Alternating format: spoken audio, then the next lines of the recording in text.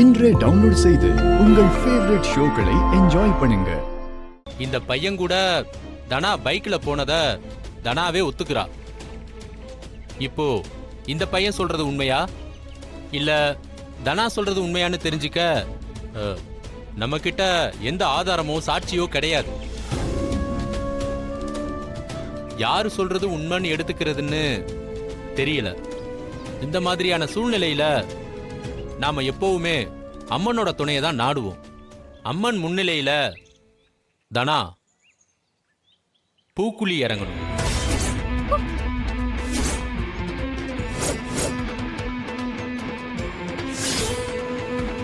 பழி சுமத்தப்பட்ட பொண்ணு தன்னை நிரூபிக்க பூக்குழி இறங்கி எந்த ஆபத்தும் இல்லாம வெளியில வந்துட்டா அவ மேல எந்த களங்கமும் இல்லைன்னு அது அந்த அம்மனே கொடுத்த தீர்ப்புன்னு நாம ஏத்துக்கணும்.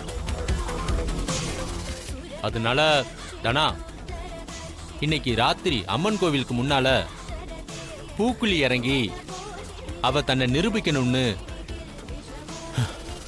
இந்த பஞ்சாயத்து முடிவு எடுத்திருக்கு.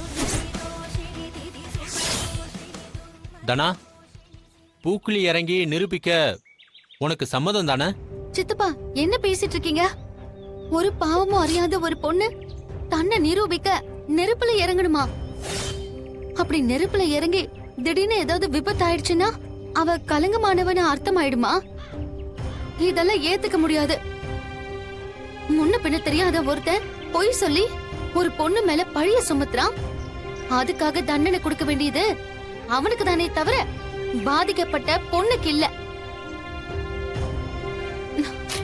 தானா ஒண்ணும் தன்னை நிரூபிக்க வேண்டிய அவசியம் இல்ல. அப்படி போடு.